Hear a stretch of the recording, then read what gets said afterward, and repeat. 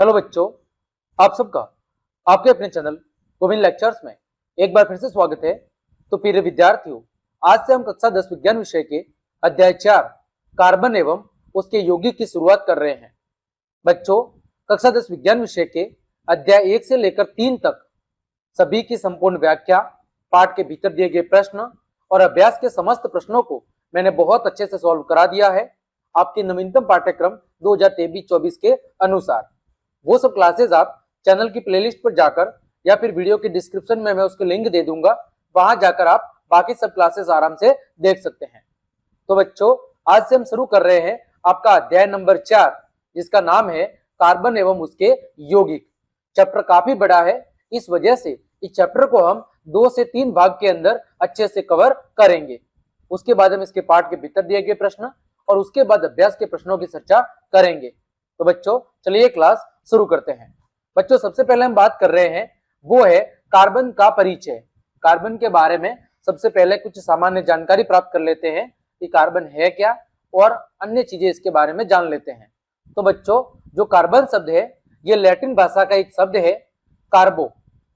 Carbon शब्द Latin भाषा के शब्द कार्बो से बना है, जिसका अर्थ होता है बच्चों कोयला। क्या होता है? कोयला। तो आपको कई बार अगर परीक्षा में पूछा जाता है कि कार्बन कौन सी भाषा का शब्द है, तो बच्चों कार्बन लैटिन भाषा का शब्द है और उस शब्द का नाम क्या है? कार्बो। कार्बो का मतलब होता है बच्चों कोयला। कार्बन क्या है बच्चों? कार्बन एक अधातु है। कार्बन क्या है बच्चों? कार्बन एक अधातु है। इसमें जो ज्यादातर गुण हैं वो बच्चों किसके पाए जाते हैं? अधातु के पाए जाते हैं। अगला है बच्चों, यह आवर्त सारणी के पी ब्लॉक के वर्ग 14 का प्रथम सदस्य है। यह जो आपकी आधुनिक आवर्त सारणी है, जो किसके द्वारा दी गई थी बच्चों? हेनरी मोजले के द्वारा दी गई थी। किसके द्वारा दी गई थी? हेनरी मोजले के द्वारा दी गई थी आपकी आधुनिक आवर्त सारणी। उस आधुनिक आवर्त सारणी के अंदर कितने ब्लॉक है? 4 ब्लॉक है, एस, पी, डी और एफ। तो जो कार्बन है वो पी ब्लॉक के वर्ग 14 का कौन सा तत्व है? प्रथम तत्व है। आगे बच्चों, प्राकृतिक रूप से इसके समस्थानिकों की संख्या कितनी है बच्चों? 3 है, जो 12C कार्बन, 13C कार्बन और 14C कार्बन। बच्चों, समस्थानिक क्या होता है? समस्थानिक का मतलब है, देखो स्थान समान। स्थान समान का मतलब है कि कार्बन के वे तत्व या वे परमाणु जिनका परमाणु द्रव्यमान कैसा होता है? अलग अलग। एक ही तत्व के वे परमाणु जिनका परमाणु द्रव्यमान क्या होता है? अलग अलग। लेकिन जो परमाणु क्रमांक है बच्चों, वो परमाणु क्रमांक क्या होता है? परमाणु क्रमांक समान होता है। उसे क्या कहते हैं? उसे कहते हैं समस्थानिक। बच्चों, एक ही तत्व के वे परमाणु जिनका परमाणु द्रव्यमान तो अलग अलग होता है, लेकिन परमाणु क्रमांक कैसा होता है? समान। देखो, समस्थानिक यानी इनका स्थान समान है, यानी उनके जो परमाणु क्रमांक है वो तो समान है, लेकिन परमाणु द्रव्यमान अलग अलग होता है। ठीक है बच्चों, उसे कहते हैं समस्थानिक। आगे बढ़ते हैं बच्चों, कार्बन का जो प्रतीक है वो क्या है बच्चों? Capital C. कार्बन का प्रतीक क्या है? Capital C. आगे बच्चों, अगर बात करें परमाणु संख्या या प्रोटॉन की संख्या, तो बच्चों जो आपका कार्बन है वो आवर्त सारणी में 6ठे नंबर पर आता है, यानी इसका जो परमाणु क्रमांक है वो कितना है बच्चों? 6 है। या हम कह लें इसकी प्रोटॉन की संख्या, तो कार्बन परमाणु के अंदर प्रोटॉन की संख्या कितनी है बच्चों? 6 है। ठीक है, और जितने प्रोटॉन होंगे उतने के उतने बच्चे क्या होंगे? उतने के उतने बच्चे होंगे इलेक्ट्रॉन। ठीक है, तो कार्बन परमाणु के अंदर इलेक्ट्रॉन और प्रोटॉन की संख्या कितनी होती है? 6 होती है। आगे बच्चों, कार्बन के अगर परमाणु भार या परमाणु द्रव्यमान की बात करें तो वो कितना है बच्चों? वो है आपका 12। कितना है? 12। परमाणु भार या परमाणु द्रव्यमान क्या होता है?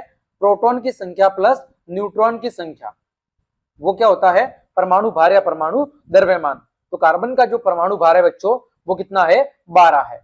ठीक है, आगे बढ़ते हैं बच्चों, कार्बन का जो परमाणु संख्या या परमाणु क्रमांक है वो कितना है बच्चों? 6 है। यानी ये आपकी आधुनिक आवर्त सारणी के अंदर कितने नंबर पे आता है? 6 नंबर पे आता है। कितने नंबर पे? 6 नंबर पे ये आता है। आगे बढ़ते हैं बच्चों, आगे बात करते हैं कार्बन की उपस्थिति के बारे में कि कार्बन प्रकृति में कहां कहां देखने को मिलता है या पाया जाता है। तो बच्चों, कार्बन प्रकृति में बहुत ही अधिक संख्या में क्या बनाता है? यौगिक बनाता है। अतः हमें लगभग हर चीज के अंदर किसी न किसी रूप में कार्बन देखने को मिल जाता है, क्योंकि कार्बन की प्रकृति ही ऐसी है कि वो अन्य तत्व या यौगिक या परमाणु के साथ मिलकर क्या करता है, बहुत विस्तृत संख्या में, लाखों करोड़ों की संख्या में क्या बनाता है, यौगिक बनाता है। बच्चों, भूपर्पटी में खनिजों जैसे कार्बोनेट, हाइड्रोजन कार्बोनेट, कोयला और पेट्रोलियम के रूप में केवल कितना कार्बन उपस्थित है, 0.02%। कितना उपस्थित है, 0.02%। और वायुमंडल के अंदर जो आपकी कार्बन डाइऑक्साइड है, ठीक है, उस कार्बन डाइऑक्साइड के रूप में कितना उपस्थित है, 0.03%। भूपर्पटी में खनिजों के रूप में ये 0.02% उपस्थित है और वायुमंडल में कार्बन डाइऑक्साइड के रूप में ये कितना उपस्थित है, 0.03% उपस्थित है। आगे बच्चों, बहुत से हमारे आसपास के निर्जीव और सजीव वस्तुएं किसकी बनी होती है, कार्बन की ही बनी होती है। हमारे आसपास का जो वातावरण है उसमें कई सारी निर्जीव और कई सारी जो सजीव वस्तुएं हैं वो किससे मिलकर बनी है, कार्बन से ही बनी है। जैसे पौधे, जंतुएं, चीनी, ईंधन, फिर बच्चों कागज, भोजन, वस्त्र, धागे, दवाइयां, सौंदर्य प्रसाधन आदि। ये कई सारी चीजें हैं जिनके अंदर कार्बन कहीं ना कहीं मौजूद होता है। ये सभी कैसे यौगिक है, कार्बनिक यौगिक है जो कार्बन से मिलकर बने हैं, जो या तो पौधों से या फिर कहां से प्राप्त होते हैं, हमें जीवों से प्राप्त होते हैं। यानी जो अभी हमने ये बातें की, जैसे चीनी, ईंधन, कागज, भोजन, वस्त्र, धागे, दवाइयां, ये सब क्या है, ये सब कार्बनिक यौगिक है जो या तो हमें जंतुओं से प्राप्त होते हैं या फिर जीवों से, जंतुओं से या फिर पौधों से। कार्बनिक यौगिकों के रसायन शास्त्र को कार्बनिक रसायन के नाम से जाना जाता है। कार्बनिक यौगिकों के रसायन शास्त्र को किसके नाम से, कार्बनिक रसायन के नाम से जाना जाता है। तो बच्चों, हमने क्या समझा कार्बन की उपस्थिति के बारे में, कि हमारे वायुमंडल में प्रत्येक चीज में कहीं न कहीं किसी न किसी रूप में कार्बन हमेशा लगभग क्या होता है, मौजूद ही होता है, चाहे वो निर्जीव हो या सजीव हो। फिर हमने पढ़ा कि भूपर्पटी में खनिजों के अंदर ये 0.02% और आपके वायुमंडल में 0.03% कार्बन डाइऑक्साइड यानी CO2 के रूप में मौजूद रहता है। ठीक है बच्चों, आगे बढ़ते हैं, आगे बात करते हैं कार्बन का इलेक्ट्रॉनिक विन्यास। क्या, कार्बन का इलेक्ट्रॉनिक विन्यास।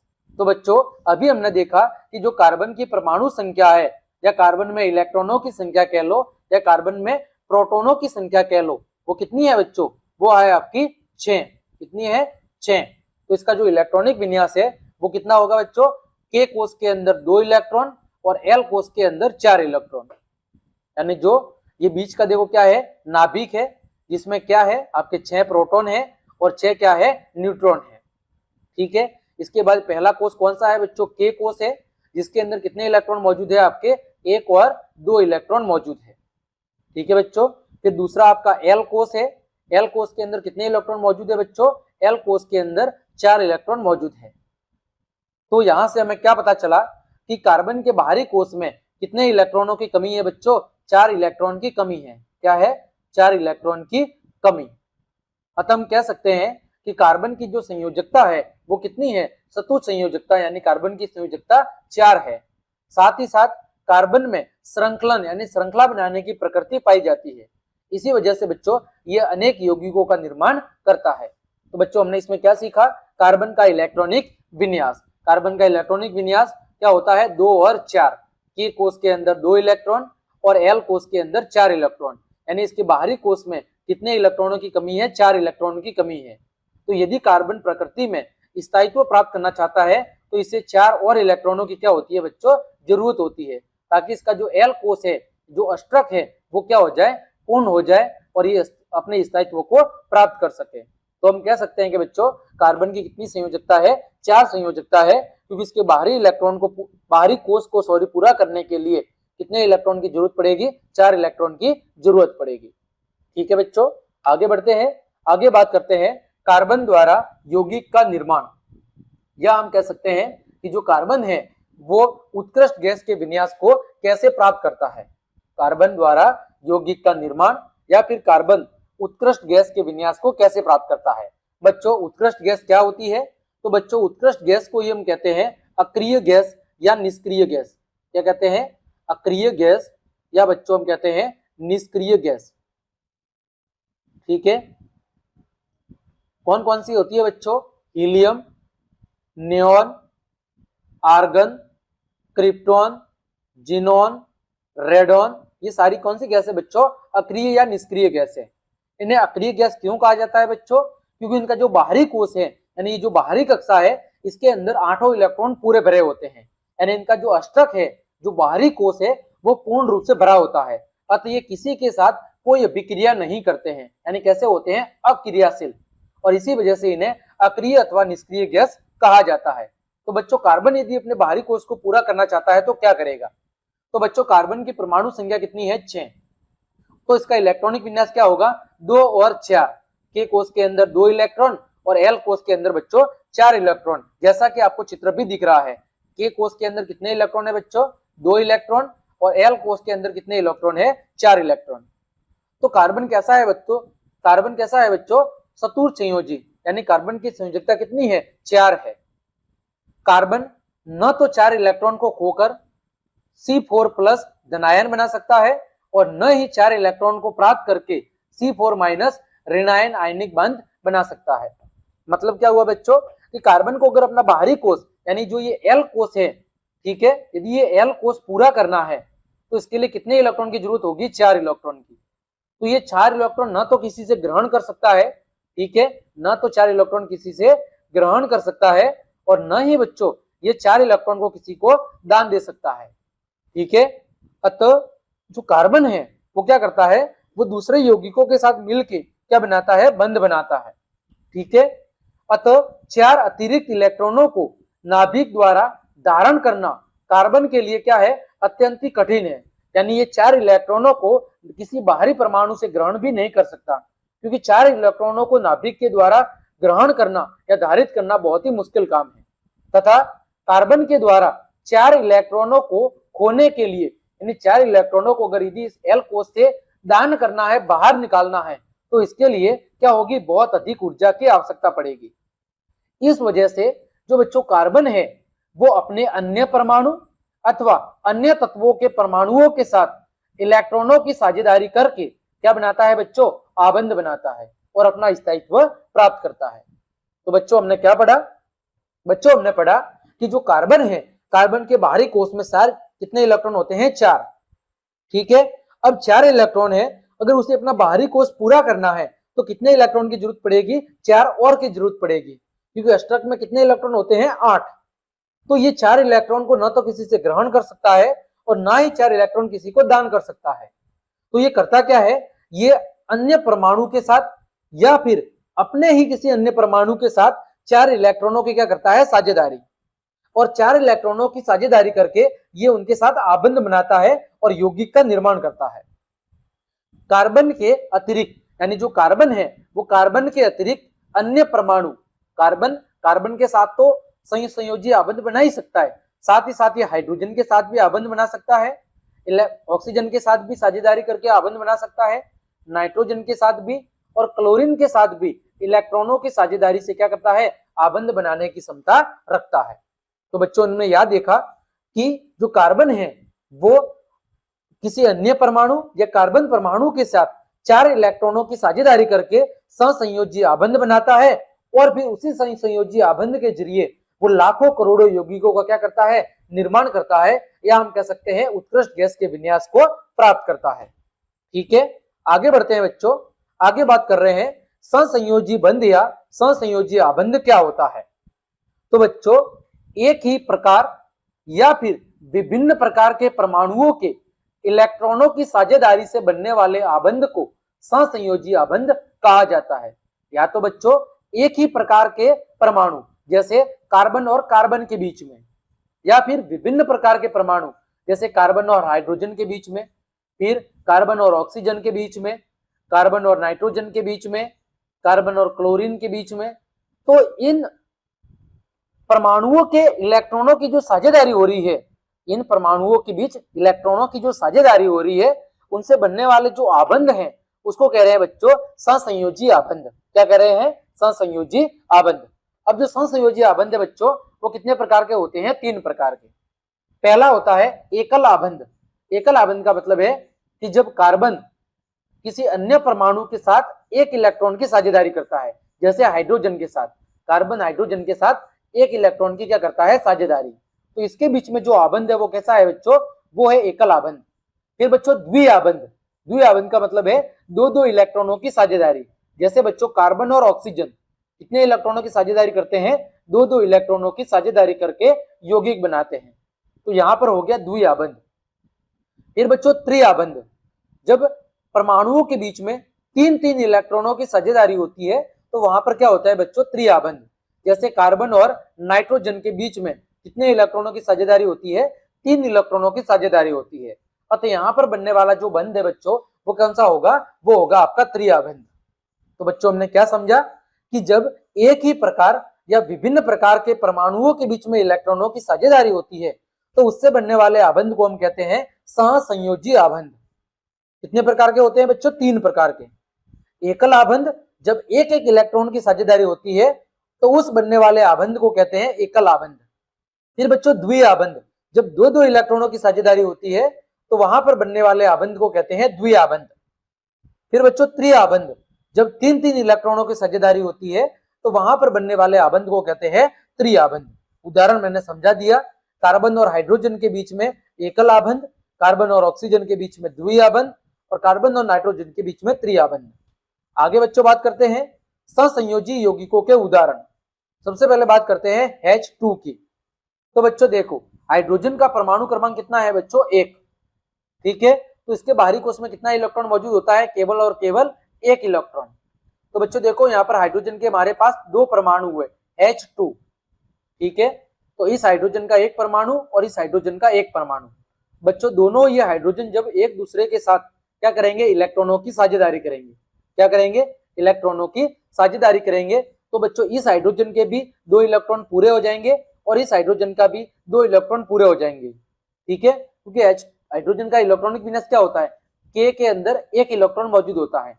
अब इसको अगर पूरा करना है तो K कोश में अधिकतम इलेक्ट्रॉन कितने होते हैं बच्चों? 2। तो इसे एक और इलेक्ट्रॉन की जरूरत पड़ेगी। तो ये क्या करेगा? 1 इलेक्ट्रॉन की साझेदारी करेगा।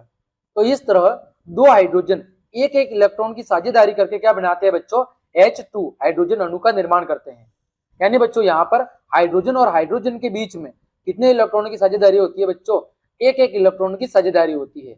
अतः यहाँ पर बनने वाला जो बंध है बच्चों वो कौन सा होगा बच्चों? एकल बंध होगा। कौन सा बंध होगा बच्चों? एकल बंध।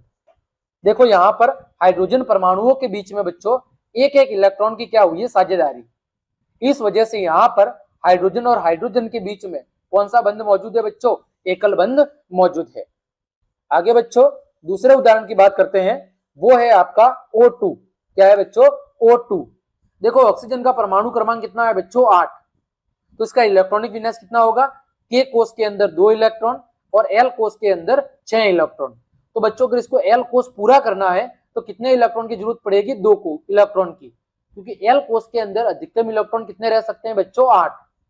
तो इसके 2 इलेक्ट्रॉन की क्या होती है? जरूरत होती है। इस वजह से ऑक्सीजन क्या करता है? अपने ऑक्सीजन परमाणु के साथ 2 इलेक्ट्रॉन की क्या करता है? साझेदारी। तो बच्चों देखो यहाँ पर एक ऑक्सीजन परमाणु है, इसके बाहरी कोश में कितने इलेक्ट्रॉन मौजूद है बच्चों? 6 इलेक्ट्रॉन मौजूद है। कितने इलेक्ट्रॉन? 6 इलेक्ट्रॉन। ठीक उसी तरह दूसरे ऑक्सीजन परमाणु के भी बाहरी कोश में कितने इलेक्ट्रॉन मौजूद है बच्चों? यहाँ पर भी 6 इलेक्ट्रॉन मौजूद है। फिर बच्चों दोनों क्या करेंगे?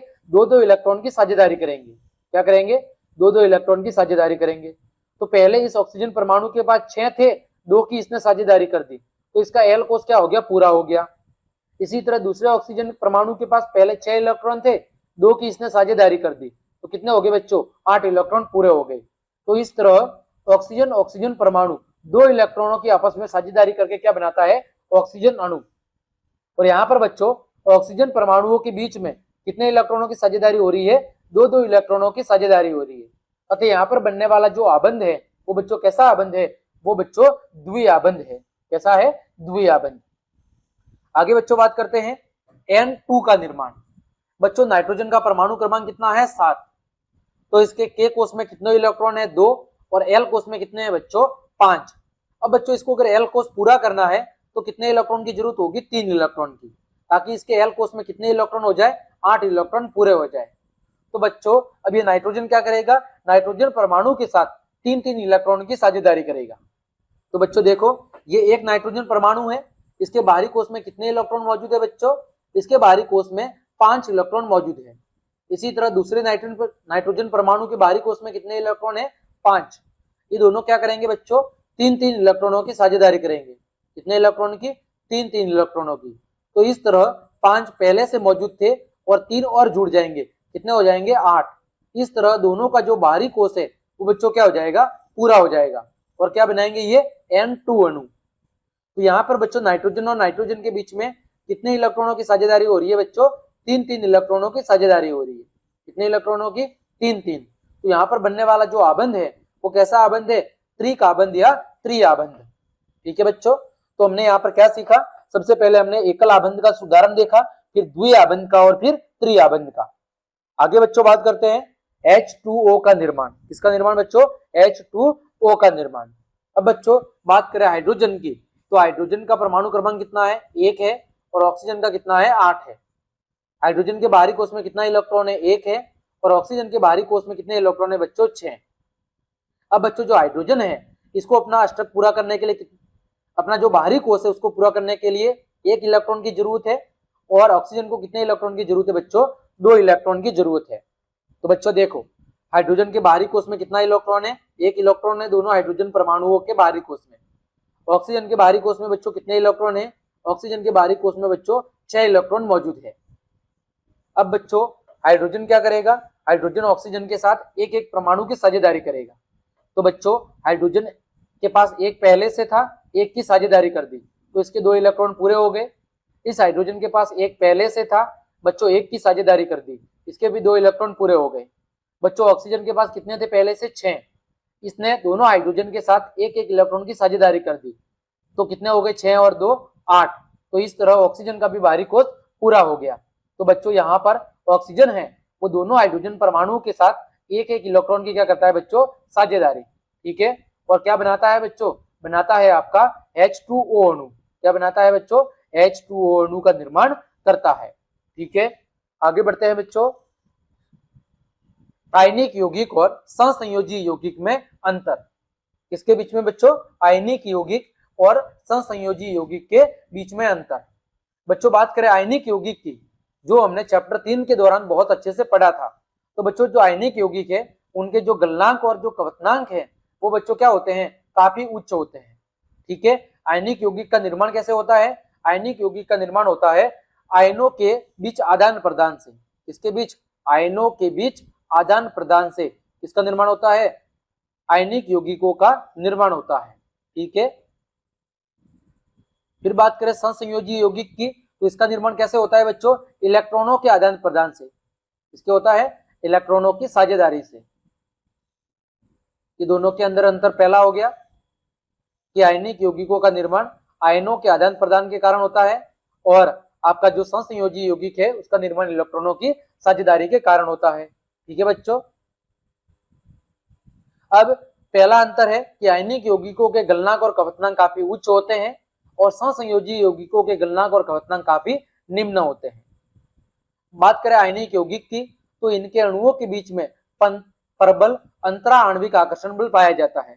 इनके अणुओं के बीच में प्रबल अंतरा आणविक आकर्षण बल पाया जाता है। वही सहसंयोजी यौगिकों के बीच में जो अंतरा आणविक आकर्षण बल है वो कैसा होता है, कमजोर या दुर्बल होता है। फिर बच्चों आयनिक यौगिक आयनों की मौजूदगी के कारण विद्युत के क्या होते हैं, सुचालक। वही जो सहसंयोजी यौगिक है ये विद्युत के क्या होते हैं बच्चों, ये विद्युत के कुचालक होते हैं। क्या होते हैं, विद्युत के कुचालक। ये दोनों के अंदर अंतर हो गया। आगे बढ़ते हैं बच्चों, सहसंयोजी यौगिकों के गुण। पहला गुण अभी हमने देखा कि जो सहसंयोजी यौगिक है उनके बच्चों गलनांक और क्वथनांक कैसे होते हैं, काफी कम होते हैं। फिर बच्चों सहसंयोजी यौगिक विद्युत के कैसे होते हैं, कुचालक होते हैं। फिर सहसंयोजी यौगिक किससे मिलकर बने होते हैं, अणुओं से मिलकर बने होते हैं। और जो सहसंयोजी यौगिक है वो जल में बच्चों कैसे होते हैं, अविलय। ये जल के अंदर घुलते नहीं है। ठीक है, यहाँ पर बच्चों कार्बन के कुछ यौगिकों के गलनांक और क्वथनांक दिए गए हैं। जैसे बच्चों सबसे पहले बात करते हैं एसिटिक अम्ल की, जिसका सूत्र है CH3COOH। इसका गलनांक है 290 केल्विन और कवतनांक है 391 केल्विन। फिर बच्चों क्लोरोफॉर्म CHCl3, क्लोरोफॉर्म का उपयोग किसके लिए किया जाता है? क्लोरोफॉर्म का उपयोग प्रयोगशाला में जीवों को, छोटे जीवों को बेहोश करने के लिए किया जाता है। तो बच्चों क्लोरोफॉर्म का गलनांक कितना होता है? 209 केल्विन और कवतनांक कितना होता है? 334। फिर बच्चों एथेनॉल CH3CH2OH या कह सकते हैं C2H5OH, इसका गलनांक कितना होता है? 156 और कवतनांक कितना होता है? 351। फिर बच्चों मेथेन CH4, इसका गलनांक 90 और कवतनांक कितना होता है? 111। फिर बच्चों आपको पता है गलनांक क्या होता है? गलनांक वह ताप होता है जिस पर कोई ठोस पदार्थ किसमें बदलना शुरू हो जाता है? द्रव के अंदर बदलना शुरू हो जाता है। गलनांक वह तापमान है जिस पर कोई ठोस पदार्थ पिघलकर क्या बदलना शुरू हो जाता है? द्रव में बदलना शुरू हो जाता है। फिर बच्चों बात करें कवतनांक की। कवतनांक क्या होता है बच्चों? कवतनांक वह ताप होता है जिस पर कोई पदार्थ क्या होता है बच्चों? द्रव से गैस में बदलना शुरू हो जाता है। द्रव से गैस में बदलना शुरू हो जाता है, वो क्या कहलाता है? उसका कवतनांक तापमान कहलाता है। दोनों के अंदर अंतर क्या है बच्चों? कवतनांक वह तापमान है जिस पर कोई ठोस पदार्थ पिघलकर द्रव बनना शुरू हो जाता है। कवतनांक क्या है बच्चों? कवतनांक वह तापमान है जिस पर कोई द्रव पदार्थ किसमें? गैस या वाष्प के अंदर बदलना शुरू हो जाता है। तो यहाँ पर बच्चों हमने कुछ सहसंयोजी यौगिकों के गलनांक और कवतनांक को देखा है, जिससे हमें पता चल रहा है कि जो सहसंयोजी यौगिक है उनके गलनांक और कवतनांक क्या होते हैं बच्चों? उनके गलनांक और कवतनांक काफी कम होते हैं। ठीक है, आगे बढ़ते हैं बच्चों। आगे बात करते हैं अपर रूप के बारे में कि कार्बन के अपर रूप क्या होते हैं और इन अपर रूपों की विशेषता क्या होती है। तो बच्चों किसी तत्व के विभिन्न रूप जिनमें भौतिक गुण अलग अलग होते हैं लेकिन रासायनिक गुण एक समान होते हैं, उन्हें बच्चों अपर रूप कहा जाता है। और इस गुण को दर्शाने वाले तत्वों को क्या कहते हैं? अपर रूपता कहते हैं। और इस गुण को क्या कहते हैं? इस गुण को बच्चों अपर रूपता कहते हैं। ठीक है, तो बच्चों अपर रूप किसे कहते हैं? किसी भी तत्व के विभिन्न रूप, तत्व एक ही है लेकिन उसके अलग अलग रूप जिनके भौतिक गुण, फिजिकल प्रॉपर्टीज अलग अलग होती है लेकिन रासायनिक गुण, केमिकल प्रॉपर्टीज एक समान होती है, उन्हें अपर रूप कहते हैं। और तत्वों के इस गुणधर्म को कहते हैं अपर रूपता। बच्चों हम बात करें कार्बन की, तो कार्बन के जो अपर रूप हैं इन्हें कितने भागों में बांटा गया है? इन्हें बच्चों दो भागों में बांटा गया है। एक है बच्चों क्रिस्टलीय अपर रूप और दूसरे है बच्चों अक्रिस्टलीय अपर रूप। क्रिस्टलीय अपर रूप में तीन उदाहरण है, हीरा, ग्रेफाइट और बच्चों फुलरिन। बात करें अक्रिस्टलीय अपर रूप की, तो इसमें बच्चों कोल, कोक, कास्ट चारकोल, जंतु चारकोल, काजल और गैस कार्बन, ये सब अक्रिस्टलीय अपर रूप के उदाहरण है। तो बच्चों हमने क्या सीखा? अपर रूप क्या होते हैं? किसी एक तत्व के विभिन्न रूप जिनके भौतिक गुण तो अलग अलग होते हैं लेकिन बच्चों रासायनिक गुण एक समान होते हैं, उन्हें कहते हैं अपर रूप। ठीक है, अब कार्बन के अपर रूपों को दो भागों में बांटा गया है, क्रिस्टलीय अपर रूप और बच्चों अक्रिस्टलीय अपर रूप। बात करें क्रिस्टलीय अपर रूप की, तो बच्चों हीरा, ग्रेफाइट और फुलरिन ये क्रिस्टलीय अपर रूप है। और फिर बच्चों आपके अक्रिस्टलीय अपर रूप के अंदर कोक, चारकोल, जंतु चारकोल, काजल, ये सब क्या है? ये सब अक्रिस्टलीय अपर रूप के उदाहरण हैं। बच्चों सबसे पहले बात करते हैं हम, जो हमारे सिलेबस में है वो है क्रिस्टलीय अपर रूप। तो बच्चों वे अपर रूप जिनमें कार्बन परमाणु एक निश्चित व्यवस्था में रहते हुए एक निश्चित संरचना और निश्चित कोण पर स्थित होते हैं, उसे बच्चों क्रिस्टलीय अपर रूप कहते हैं। बच्चों कार्बन के वे अपर रूप जिसमें कार्बन परमाणु एक निश्चित अवस्था में रहते हुए एक निश्चित संरचना और एक निश्चित कोण पर स्थित होते हैं, उसे कहते हैं क्रिस्टलीय अपर रूप। बच्चों क्रिस्टलीय अपर रूप के तीन मुख्य उदाहरण हैं आपके सामने, हीरा, ग्रेफाइट और बच्चों फुलरिन। अन्य कौन कौन से हैं? ग्रेफिन और कार्बन नैनो ट्यूब। ठीक है, अब बारी बारी से हम एक एक को पढ़ते हैं। बच्चों सबसे पहले बात करते हैं कार्बन के अपर रूप हीरा के बारे में, जिसे बच्चों हम साधारण भाषा में डायमंड कहते हैं। क्या कहते हैं? डायमंड, हीरा। बच्चों हीरे की पहली विशेषता है कि हीरा सबसे कठोर तत्व है। प्रकृति का सबसे कठोर तत्व है हीरा। दूसरा, यह कैसा होता है बच्चों? यह होता है चमकदार। कैसा होता है? चमकदार। तीसरी विशेषता, यह बच्चों विद्युत का कुचालक है। इसमें विद्युत धारा का प्रवाह नहीं होता है। बच्चों इसकी संरचना कैसी है? चतुष्फलकीय संरचना। कैसी संरचना है बच्चों? चतुष्फलकीय, जैसा कि आपको चित्र में दिख रहा है। इसकी जो संरचना है ये कुछ इस तरह दिखाई देती है। कैसी संरचना है? चतुष्फलकीय।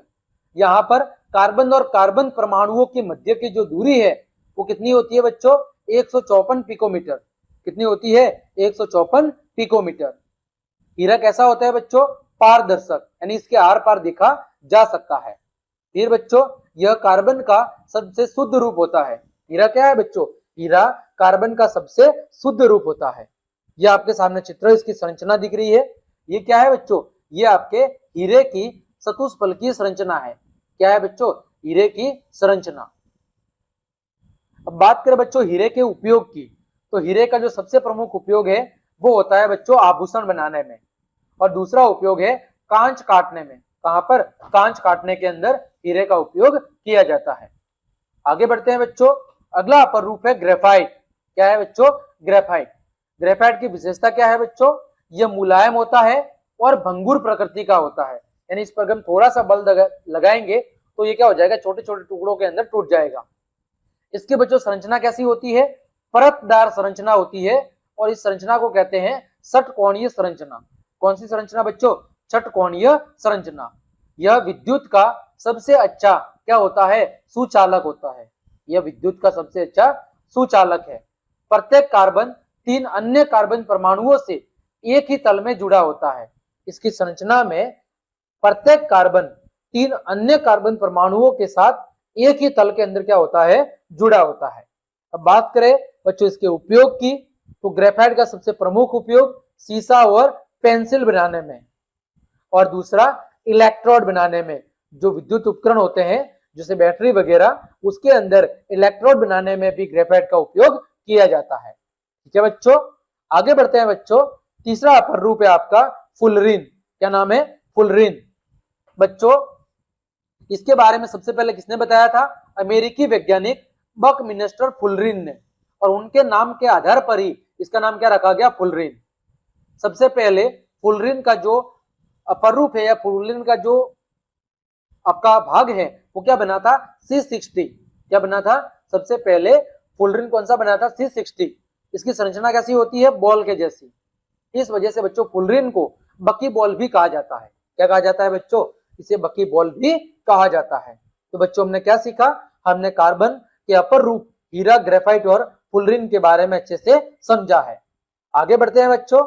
आगे बात करते हैं हीरा और ग्रेफाइट में अंतर की। तो बच्चों पहला गुणधर्म है कठोरता के आधार पर। तो बच्चों हीरा पारदर्शी और कैसा होता है? कठोर।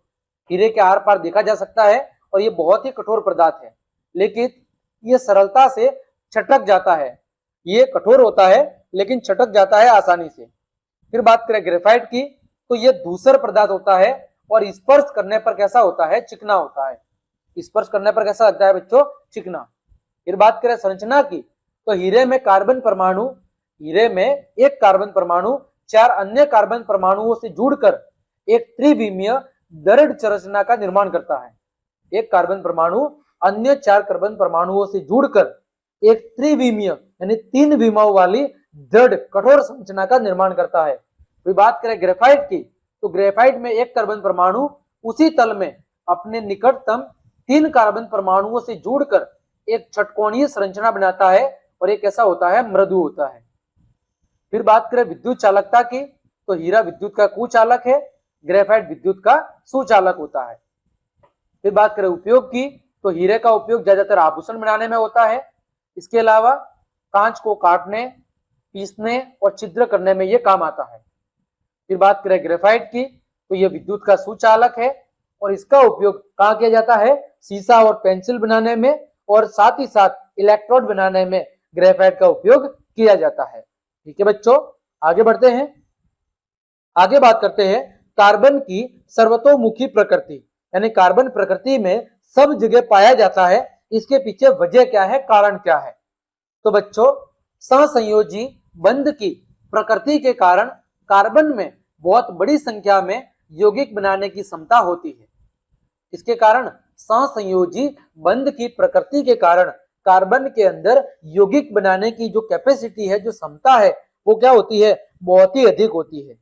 और इसके दो कारण है। पहला कारण है कार्बन में श्रृंखलन का गुण और दूसरा है कार्बन की सतु संयोजकता। इसकी क्या वजह है? इसकी दो वजह है। पहला, कार्बन के अंदर श्रृंखला बनाने की प्रवृत्ति और दूसरा कार्बन की सतु संयोजकता। सबसे पहले पढ़ते हैं कार्बन की सतु संयोजकता के बारे में। तो कार्बन सतु संयोजन प्रकृति का तत्व है। अभी हमने पीछे पढ़ा था कार्बन का इलेक्ट्रॉनिक विन्यास, उसमें हमने देखा था कि कार्बन के बाहरी कोश में कितने इलेक्ट्रॉन मौजूद होते हैं? 4, क्योंकि कार्बन का परमाणु क्रमांक कितना है? 6। तो इसका इलेक्ट्रॉनिक विन्यास कितना होता है? 2 और 4। के कोश में 2 और एल कोश में 4। तो इस एल कोश को पूरा करने के लिए क्या करता है? 4 इलेक्ट्रॉन की साझेदारी करता है। इसीलिए कार्बन की संयोजकता कितनी है? 4।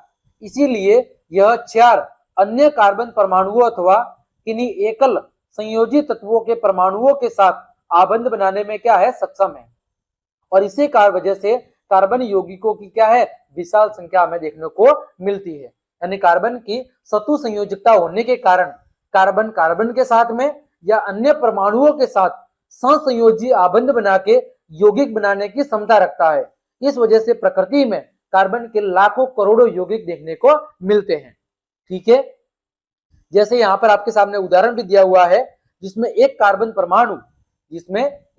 परमाणु 4 हाइड्रोजन परमाणु के साथ एक एक इलेक्ट्रॉन की साझेदारी करके क्या बना रहा है? CH4 यानी कि मेथेन अणु का क्या कर रहा है? निर्माण कर रहा है। ये बच्चों, तो इसका सबसे प्रमुख रीजन है कि कार्बन के सबसे अधिक यौगिक क्यों बनते हैं, इसके पीछे वजह है कार्बन की सतु संयोजकता। दूसरा गुण है बच्चों, वो है श्रृंखलन।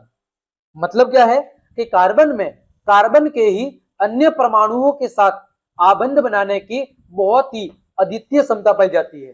कार्बन में कार्बन के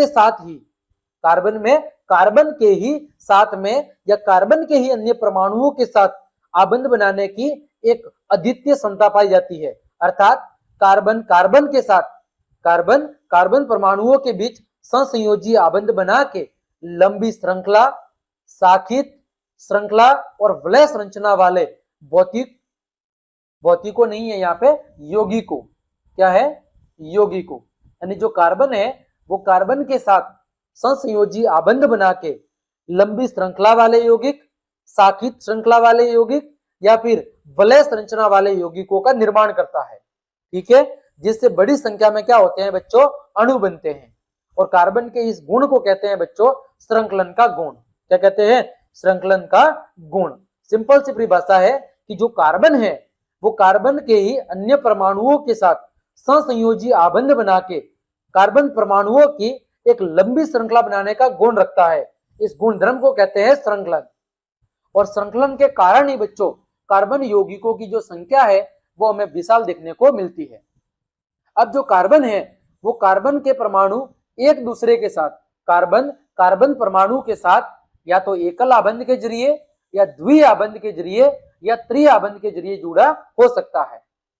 कार्बन है वो दूसरे कार्बन परमाणु के साथ या तो एकल आबंध के जरिए या द्वि आबंध के जरिए या फिर बच्चों त्रि आबंध के जरिए जुड़ा हो सकता है। यदि एक इलेक्ट्रॉन की साझेदारी करके जुड़ रहा है तो वहां पर एकल बंध होगा। यदि 2 इलेक्ट्रॉनों की साझेदारी कर रहा है तो वहां पर द्विआबंध होगा। और यदि यानी 3 इलेक्ट्रॉनों की साझेदारी करके जुड़ रहा है तो वहां पर क्या होगा? त्रिआबंध होगा। एकल आबंध का मतलब है बच्चों कार्बन और कार्बन के बीच में एक इलेक्ट्रॉन की साझेदारी। द्विआबंध का मतलब कार्बन और कार्बन के बीच में 2 इलेक्ट्रॉन की साझेदारी। और त्रिआबंध का मतलब है कार्बन और कार्बन के बीच में 3 इलेक्ट्रॉन की साझेदारी। ठीक है, आगे बढ़ते हैं बच्चों। आगे हम बात कर रहे हैं हाइड्रोकार्बन के बारे में। तो बच्चों हाइड्रोकार्बन क्या होते हैं?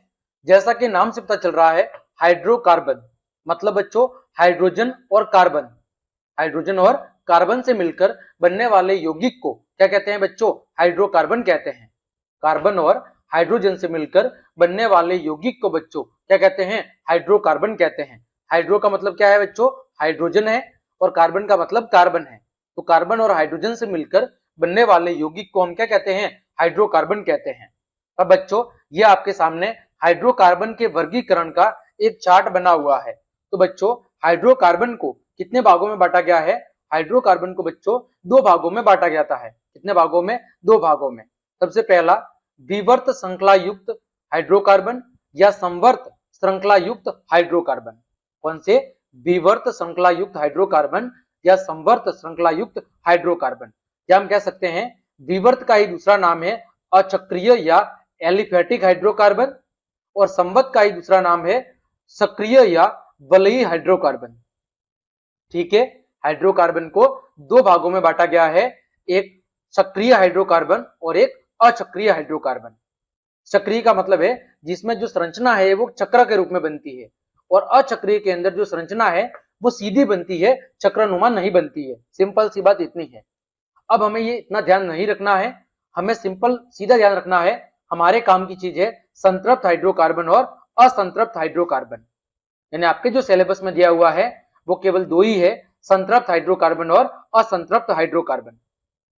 बच्चों अगर हम बात करें संतृप्त हाइड्रोकार्बन की, जिन्हें हम एल्केन भी कहते हैं, क्या कहते हैं? एल्केन भी कहते हैं। अब यहाँ पर जो अनुलग्न है वो क्या लगता है? एन। ये हम आगे समझेंगे। यहाँ पर एल्केन के अंदर कार्बन और कार्बन के बीच में जो बच्चों बंध होता है वो कैसा होता है? एकल आबंध होता है। क्या होता है बच्चों? कार्बन और कार्बन के बीच में सिंगल आबंध होता है। बच्चों एल्केन का सूत्र क्या होता है? एल्केन श्रेणी के जो सदस्य है उनका सूत्र होता है CnH2n+2। वेरी वेरी इंपॉर्टेंट सूत्र क्या है बच्चों? CnH2n+2। उदाहरण के लिए मेथेन, एथेन, प्रोपेन। तो यहां पर पीछे जो अनुलग्न है वो क्या लगा है बच्चों? एन। क्या लगा है? एन। मैथ के साथ एन जुड़ा तो मेथेन, एथ के साथ एन जुड़ा तो एथेन, प्रोप के साथ एन जुड़ा तो प्रोपेन। ये हम आगे अभी विस्तार से समझेंगे। फिर बच्चों बात करें असंतृप्त हाइड्रोकार्बन की, तो बच्चों असंतृप्त हाइड्रोकार्बन को फिर से दो भागों में बांटा गया है। एक है एल्किन, जहां पर कार्बन और कार्बन के बीच में द्विआबंध होता है। दूसरा है बच्चों एल्काइन, जहां पर कार्बन और कार्बन के बीच में त्रिआबंध देखने को मिलता है। अब बच्चों बात करें एल्किन की, तो एल्किन में जो अनुलग्न है वो क्या लगता है? इन। यहां पर कार्बन और कार्बन के बीच में क्या होता है बच्चों? द्विआबंध। सूत्र क्या होता है बच्चों? CnH2n। क्या होता है? CnH2n। बच्चों यहां पर जो n है, n क्या है बच्चों? n है कार्बन परमाणु की संख्या। n क्या है बच्चों? n है कार्बन परमाणु की संख्या। ठीक है, n का मतलब क्या है? कार्बन परमाणु की संख्या। बच्चों उदाहरण की बात करें, जैसे एथीन, एथ प्लस इन ethene, prop plus ene propene, इसी तरह ब्यूट प्लस इन ब्यूटीन।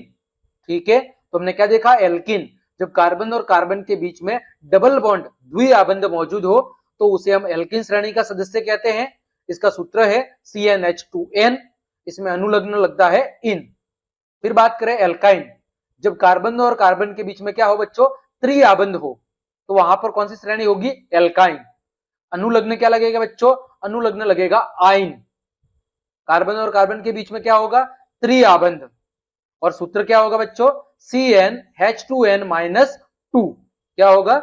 CnH2n-2। जैसे prop plus yne propyne, but plus yne butyne. यह हो गया हाइड्रोकार्बन का वर्गीकरण। इसी तरह बच्चों सक्रिय, जो चक्रीय हाइड्रोकार्बन है उसको भी दो भागों में बांटा जाता है, एक एलिसाइक्लिक और एक एरोमेटिक। ये हमारे सिलेबस में नहीं है तो हमें ज्यादा ध्यान नहीं देना है, हमें केवल वही पढ़ना है। कौन से पढ़ने हैं? अचक्रीय हाइड्रोकार्बन, जिसमें संतृप्त और असंतृप्त हाइड्रोकार्बन के बारे में हमें बहुत अच्छे से पढ़ना है। तो बच्चों आगे हम बात करते हैं संतृप्त हाइड्रोकार्बन के बारे में। ठीक है, तो अभी हमने देखा संतृप्त कार्बन यौगिक क्या होते हैं, जिसमें कार्बन और कार्बन के बीच में क्या होता है बच्चों? सिंगल आबंध होता है, एकल आबंध होता है। बच्चों सूत्र क्या होता है? CnH2n+2। तो बच्चों परिभाषा लिखी हुई है, वह हाइड्रोकार्बन जिसके अणुओं में उपस्थित कार्बन परमाणुओं के बीच में क्या होता है? एकल आबंध होता है। यानी कार्बन और कार्बन के बीच में क्या होता है? एकल आबंध, यानी एक एक इलेक्ट्रॉन की साझेदारी होती है। तो फिर बच्चों ऐसे यौगिक को हम क्या कहते हैं? संतृप्त कार्बन यौगिक कहते हैं। अब बच्चों जो संतृप्त कार्बन यौगिक है उन्हें ही, ठीक है, हम एल्केन भी कहते हैं या बच्चों पैराफिन भी कहते हैं। जब बच्चों कार्बन और कार्बन के बीच में सिंगल आबंध होता है तो ऐसे यौगिकों को बच्चों हम क्या कहते हैं, एल्केन श्रेणी के सदस्य कहते हैं। किसके सदस्य, एल्केन श्रेणी के। और एल्केन श्रेणी का ही दूसरा नाम है बच्चों पैराफिन। क्या नाम है, पैराफिन। ये आपको नाम याद रखने हैं। तो बच्चों एल्केन किसे कहते हैं, संतृप्त हाइड्रोकार्बन जिसमें कार्बन परमाणु केवल एकल आबंध से जुड़े होते हैं, उन्हें क्या कहते हैं, उन्हें बच्चों एल्केन कहते हैं। संतृप्त हाइड्रोकार्बन जिसमें कार्बन परमाणु केवल एकल आबंध से जुड़े होते हैं, उन्हें एल्केन कहते हैं। बच्चों ये बहुत ही कम क्रियाशील होते हैं, परंतु प्रतिस्थापित यौगिक का क्या करते हैं, निर्माण करते हैं। किसका निर्माण करते हैं, प्रतिस्थापित, यानी कि इनकी जगह कोई और परमाणु जगह ले सकता है। जैसे कार्बन है, कार्बन हाइड्रोजन के साथ अभिक्रिया करके कोई यौगिक बना रहा है, तो हाइड्रोजन की जगह कोई और ले सकता है, जैसे क्लोरीन ले सकता है, ब्रोमीन ले सकता है, आयोडीन ले सकता है। तो इस तरह ये यौगिक का प्रतिस्थापन करके दूसरा नया यौगिक बनाने की क्षमता रखते हैं। बच्चों एल्केन का सामान्य सूत्र क्या है, CnH2n+2। जैसे methane, methane CH4, ethane C2H6, propane C3H8। अब बच्चों देखो मैं एक उदाहरण भी बताता हूं। जैसे मैंने कार्बन लिखा, C बराबर मैंने लिया 4। अब इसका सूत्र कैसे बनेगा बच्चों, CN का मतलब है C4। फिर बच्चों H2N 2 गुणा 4 प्लस का 2। तो बच्चों इसका सूत्र क्या बनेगा, C4 H कितना हो गया, 4 दूनी 8 और 2 10, H10। सूत्र क्या बन गया, C4H10। यदि कार्बन परमाणु की संख्या कितनी है, 4 है, तो एल्केन श्रेणी का सूत्र क्या बनेगा, C4H10। क्या बनेगा, C4H10। और इसका नाम क्या होगा, ब्यूटेन। क्या होगा, ब्यूटेन। ठीक है, चलिए हम आगे बारी से समझते हैं। तो बच्चों यहां पर देखो एल्केन श्रेणी के सदस्यों के नाम दिए गए हैं कि एल्केन श्रेणी के सदस्यों का नामकरण कैसे होता है। तो बच्चों पूर्व लग्न किसके आधार पर लगता है, एन जो कार्बन की संख्या है उसके आधार पर। ठीक है, और जो अनुलग्न है, अनुलग्न क्या लगेगा बच्चों, अनुलग्न लगता है एन।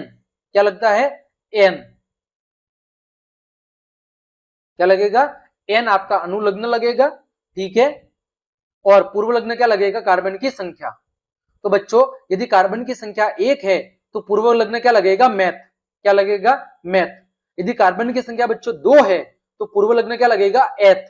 क्या लगेगा, एथ। यदि बच्चों कार्बन की संख्या 3 है तो पूर्व लग्न क्या लगेगा, प्रोप। यदि एन की संख्या 4 है तो पूर्व लग्न ब्यूट। यदि एन की संख्या 5 है तो पूर्व लग्न पेंट। यदि एन की संख्या 6 है तो पूर्व लग्न हेक्स।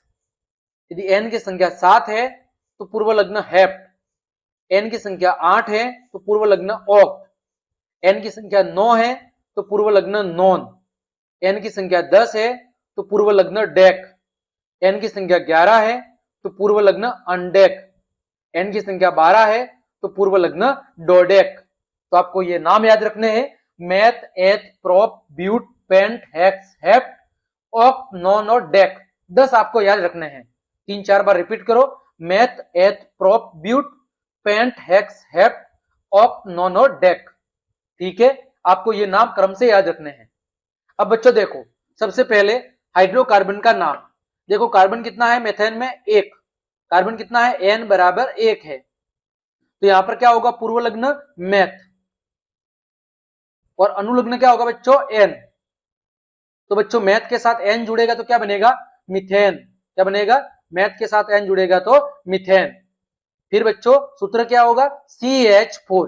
कितना होगा, CH4। फिर बच्चों इसका संरचनात्मक सूत्र क्या होगा, एक जो कार्बन है, एक कार्बन 4 हाइड्रोजन परमाणुओं के साथ जुड़ा हुआ है सिंगल आबंध के जरिए। दूसरा है बच्चों एथेन। एथेन में क्या होगा, N बराबर 2। तो बच्चों क्या होगा, एथ प्लस एन। एथ प्लस एन। तो एथेन भी लिखते हैं और इथेन भी लिखते हैं, दोनों सही है। सूत्र क्या होगा बच्चों, C2H6। अभी मैंने बताया सूत्र क्या है, CnH2n+2। ठीक है, CnH2n+2। तो बच्चों देखो यहां पर 2 का डबल 4, 4 और 2 6। सूत्र क्या बन गया, C2H6। तो बच्चों यहां पर कार्बन और कार्बन के बीच में कितना आबंध है, सिंगल आबंध। और प्रत्येक कार्बन परमाणु के साथ 3 हाइड्रोजन परमाणु जुड़े हुए हैं। आप चाहे तो ऐसे भी लिख सकते हैं CH3, इसका मतलब भी यही है, एथेन। अगला है बच्चों प्रोपेन। प्रोपेन में क्या होगा बच्चों, N बराबर 3, कितना होगा, N बराबर 3, प्रोप प्लस N, क्या होगा बच्चों, प्रोप प्लस N, क्या हो जाएगा, प्रोपेन, क्या हो जाएगा बच्चों, प्रोपेन। सूत्र क्या होगा, C3H8, क्या होगा, C3H8। फिर बच्चों इसकी संरचना दी गई है, यहां पर कार्बन के कितने परमाणु है, 3 परमाणु, कितने हैं, 3। ठीक है, इसका सूत्र लिखना चाहे तो कैसे बनेगा, ये बनेगा CH3, CH2 और CH3। ठीक है, अगला है बच्चों ब्यूटेन। ब्यूटेन में क्या होगा बच्चों, N बराबर 4, कार्बन परमाणु की संख्या कितनी होगी, 4, तो क्या होगा बच्चों, ब्यूट प्लस N, तो ब्यूट प्लस N क्या होगा, ब्यूटेन, C4H10। सूत्र क्या बनेगा, C4H10। यहां पर 4 कार्बन परमाणु है और चारों के साथ हाइड्रोजन क्या हुए हैं, एकल आबंध के जरिए जुड़े हुए हैं। तो ब्यूटेन में कार्बन परमाणु कितने हैं बच्चों, 4, और प्रत्येक कार्बन परमाणु के साथ हाइड्रोजन जो है वो उचित संयोजकता के अनुसार जुड़े हुए हैं। कैसे बनेगा, देखो CH3, CH2, CH2 और CH3, ये हो गया ब्यूटेन। फिर बच्चों पेंटेन। पेंटेन में कार्बन कितना होगा बच्चों, 5। ठीक है, कैसे बनेगा, पेंट प्लस N, क्या हो जाएगा, पेंटेन। आणविक सूत्र C5H12, क्या होगा, C5H12। कार्बन परमाणु कितने हैं बच्चों, 5। ठीक है, और पांचों कार्बन परमाणु, ठीक है, प्रत्येक कार्बन परमाणु के साथ एकल आबंध के जरिए और हाइड्रोजन के साथ भी एकल आबंध के जरिए जुड़े हुए हैं। तो यह था बच्चों आपकी एल्केन श्रेणी। आगे बढ़ते हैं बच्चों, आगे बात करते हैं, एल्केन श्रेणी आपकी पूरी होगी। अब बात करते हैं बच्चों आपके असंतृप्त हाइड्रोकार्बन के बारे में। तो एल्केन श्रेणी हमने जैसे पढ़ी, meth, eth, prop, but, pent, hex, hex के बाद हेप्ट, ऑक्ट, नैन, डॉक, ऐसे आगे चलती रहेगी। ठीक है, अब बात करते हैं बच्चों असंतृप्त हाइड्रोकार्बन की। तो बच्चों वे हाइड्रोकार्बन जिनके अणुओं में उपस्थित कार्बन परमाणुओं के बीच में क्या होता है, या तो द्विआबंध होता है या त्रिआबंध, ऐसे हाइड्रोकार्बन को कहते हैं असंतृप्त हाइड्रोकार्बन। ऐसे हाइड्रोकार्बन जिसमें कार्बन अणुओं के बीच में या तो द्विआबंध होता है या त्रिआबंध, ऐसे हाइड्रोकार्बन को कहते हैं असंतृप्त हाइड्रोकार्बन। असंतृप्त को हमने 2 भागों में बांटा था, एल्किन और एल्काइन। तो जिन कार्बन परमाणुओं के बीच में द्विआबंध यानी डबल बॉन्ड होता है कार्बन और कार्बन के बीच में, उसे क्या कहते हैं बच्चों, उसे कहते हैं एथिन या एल्किन। उन्हें क्या कहते हैं, एथिन या एल्किन। इनका सूत्र क्या होता है, CnH2n, क्या होता है, CnH2n। फिर था एल्काइन, तो जब कार्बन परमाणुओं के बीच में क्या मौजूद हो, त्रिआबंध मौजूद हो, यानी कार्बन और कार्बन के बीच में 3 इलेक्ट्रॉनों की साझेदारी हो रही हो, तो वहां पर त्रिआबंध होता है। तो ऐसे कहेंगे, ऐसे हाइड्रोकार्बन को हम कहेंगे एथाइन या एल्काइन। क्या कहेंगे, एथाइन या एल्काइन श्रेणी के सदस्य। इसका सूत्र क्या होता है, CnH2n-2, क्या होता है, CnH2n-2। ठीक है बच्चों, यहां पर देखो बच्चों एथिन C2H4, यहां पर क्या हो रहा है बच्चों, कार्बन और कार्बन के बीच में 2-2 इलेक्ट्रॉनों की साझेदारी हो रही है। तो ये क्या है, एथिन, यानी कि एथ प्लस इन। ठीक है, एथ प्लस इन, तो क्या हो जाएगा, एथिन। एथ क्या है बच्चों, एथ आपका पूर्व लग्न है, क्योंकि कार्बन परमाणु की संख्या कितनी है, कार्बन परमाणु की संख्या यहां पर 2 है, C बराबर 2 है। तो पूर्व लग्न क्या लग गया, एथ, और अनुलग्न क्या लग गया, इन। तो पूरा नाम क्या बन गया, एथ प्लस इन, एथिन। क्या बन गया, एथ प्लस इन, एथिन। इसी तरह बच्चों यहां पर एथाइन, कार्बन और कार्बन के बीच में कितने इलेक्ट्रॉन की साझेदारी हो रही है बच्चों, 3 इलेक्ट्रॉन की। कितने इलेक्ट्रॉन की साझेदारी हो रही है, 3-3 की। तो यहां पर कौन सी श्रेणी है, ये एथाइन। तो इसका नाम कैसे हुआ, देखो कार्बन कितने हैं, कार्बन यहां पर 2 है, तो पूर्व लग्न क्या लग जाएगा, पूर्व लग्न लग जाएगा एथ, पूर्व लग्न हो गया एथ। फिर बच्चों अनुलग्न क्या लगेगा, अनुलग्न लग जाएगा आपका आइन। क्या लगेगा, आइन।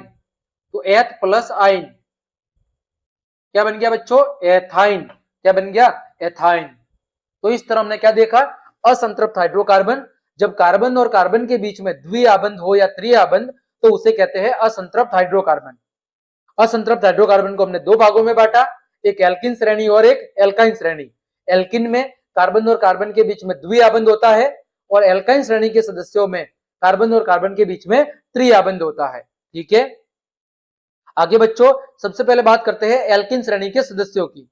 तो जब कार्बन परमाणुओं के बीच में क्या होता है, द्विआबंध, तो उसे हम क्या कहते हैं, एथिन या एल्किन श्रेणी के सदस्य कहते हैं। सामान्य सूत्र क्या है, CnH2n।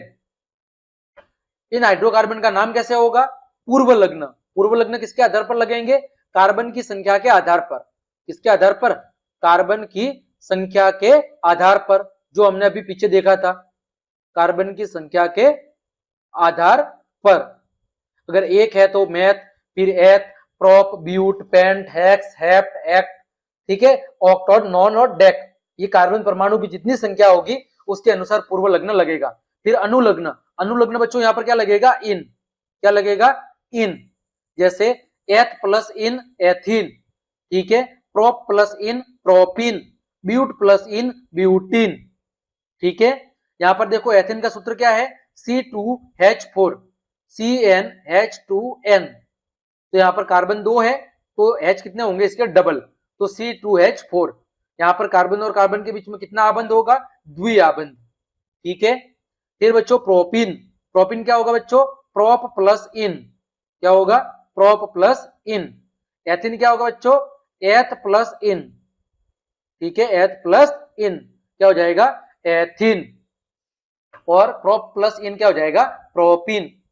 यहां पर बच्चों बड़ी ई होगी, ठीक है, क्योंकि बड़ी ई की मात्रा लग रही है सब जगह, तो यहां पर अनुलग्न क्या होगा, बड़ी ई। तो प्रोप प्लस इन प्रोपीन, सूत्र क्या बनेगा, C3H6। कार्बन कितने होंगे, 3, लेकिन एक कार्बन परमाणु के समूह के बीच में क्या होगा, द्विआबंध, और एक के बीच में सिंगल आबंध। फिर ब्यूटीन। क्या होगा बच्चों, ब्यूट प्लस इन।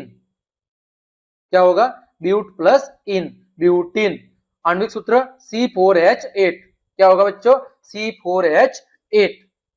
इसका संरचना कुछ इस तरह बन जाएगी। यहां पर आपको एक कार्बन और कार्बन के बीच में द्विआबंध बताना है और बाकी के बीच में एकल आबंध, और बाकी संयोजकता आपको हाइड्रोजन के द्वारा पूरी करनी है। ठीक है, आगे बढ़ते हैं बच्चों, एल्काइन।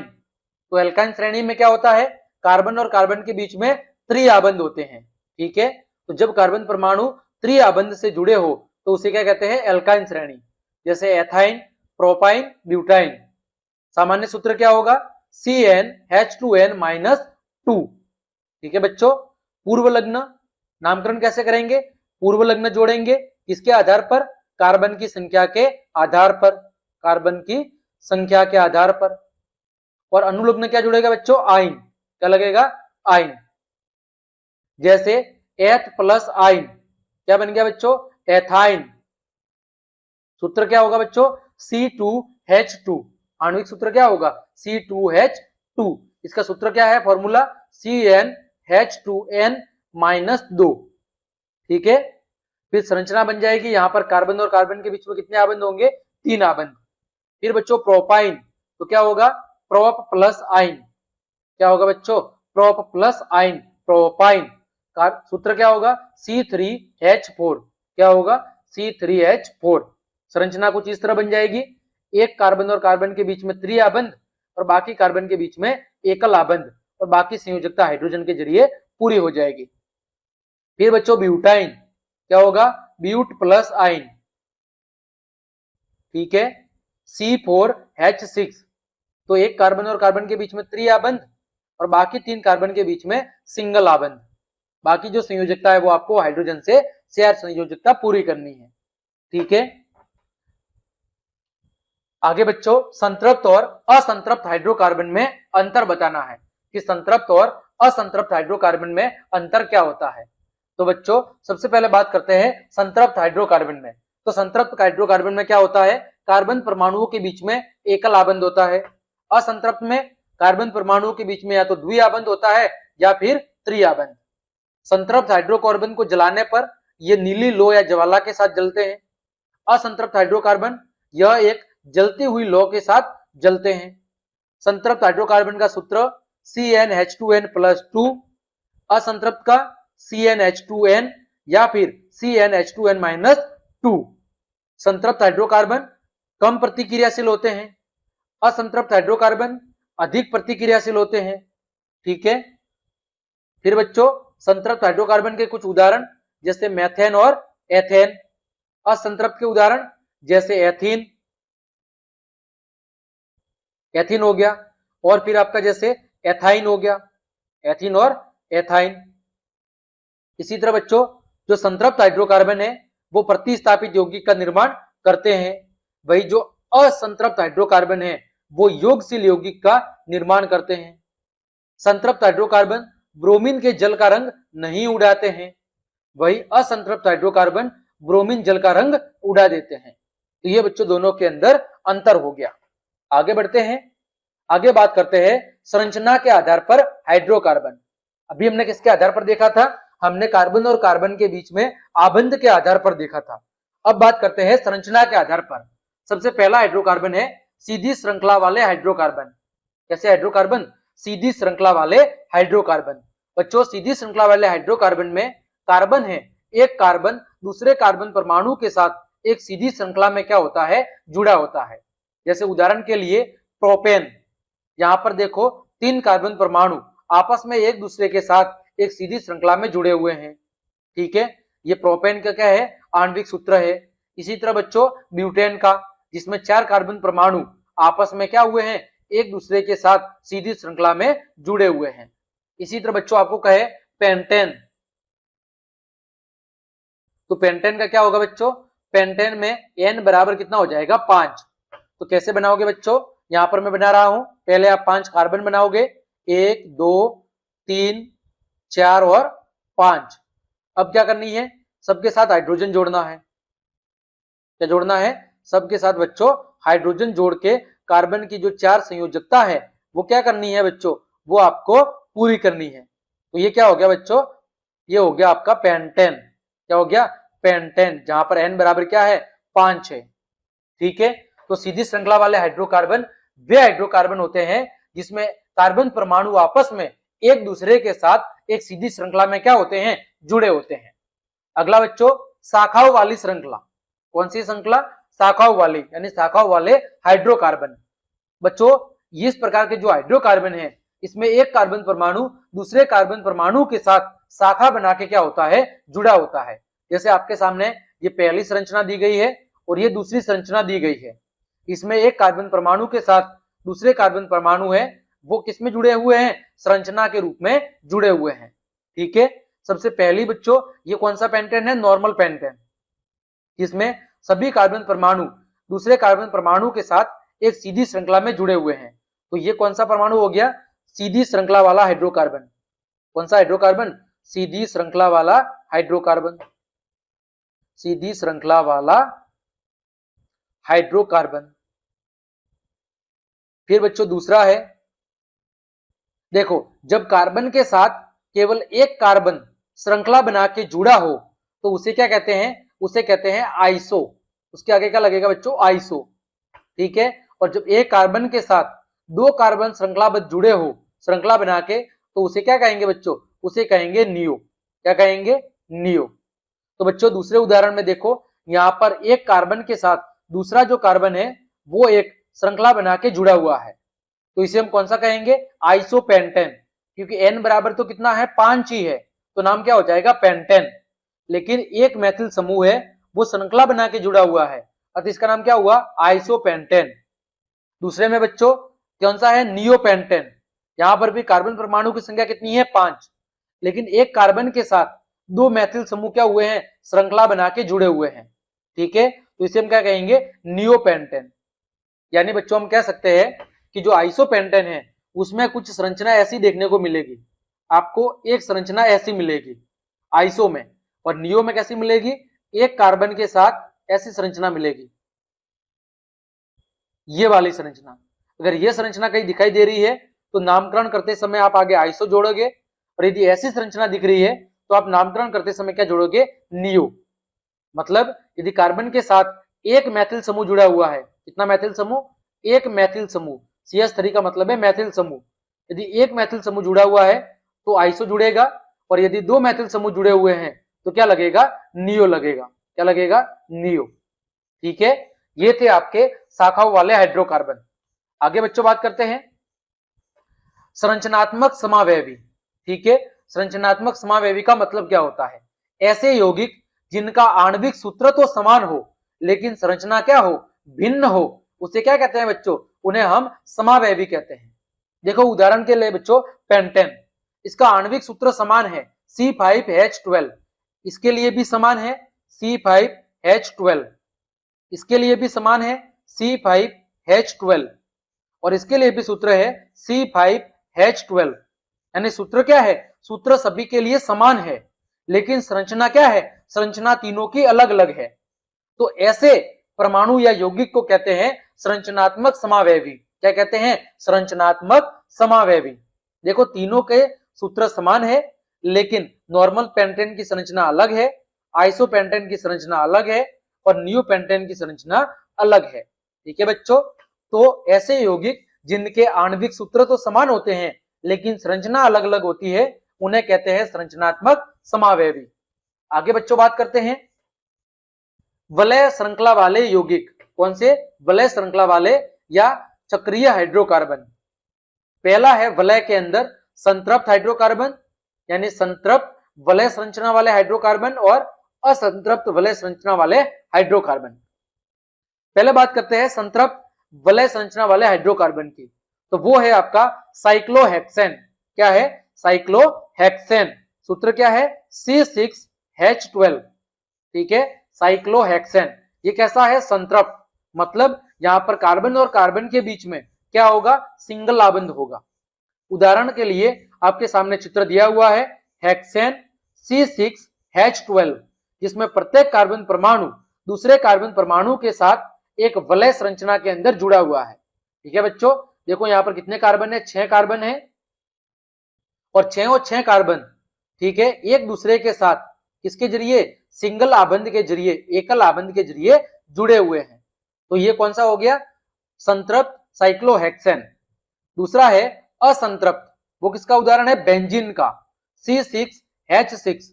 तो यहां पर बच्चों कार्बन परमाणुओं के बीच में, 3 कार्बन परमाणुओं के बीच में क्या है, द्विआबंध। क्या है बच्चों, द्विआबंध। तो ये कौन सा हो गया, असंतृप्त वलय संरचना वाला हाइड्रोकार्बन, जहां पर कार्बन और कार्बन के बीच में क्या है, द्विआबंध है। तो ये बच्चों हो गए आपके वलय संरचना वाले हाइड्रोकार्बन, जिसमें संतृप्त का उदाहरण देखा साइक्लोहेक्सेन और असंतृप्त का उदाहरण देखा हमने बच्चों बेंजीन। ठीक है, तो इस प्रकार बच्चों पार्ट 1 में हमने इस चैप्टर के महत्वपूर्ण टॉपिक कार्बन के बारे में सामान्य जानकारी, कार्बन की संयोजकता, ठीक है, कार्बन के द्वारा यौगिकों का निर्माण, सहसंयोजी आबंध, कार्बन के अपर रूप, ठीक है, और उसके बाद हमने हाइड्रोकार्बन के बारे में चर्चा प्राप्त की है। उम्मीद करता हूं सभी टॉपिक आपको अच्छे समझ में आए होंगे। तो आगे के जो भी टॉपिक है उनको बच्चों हम पार्ट 2 के अंदर कवर करेंगे। तो आज की क्लास को मैं यहीं पे विराम देता हूं। उम्मीद करता हूं जितने भी टॉपिक हमने आज डिस्कस किए हैं वो सब आपको अच्छे समझ में आए होंगे। तो क्लास देखने के लिए आप सभी को धन्यवाद। यदि आपको मेरी क्लास और मेहनत पसंद आई है तो फिर लाइक, कमेंट, शेयर और सब्सक्राइब जरूर करें। आज के लिए इतना ही। जय हिंद, जय भारत।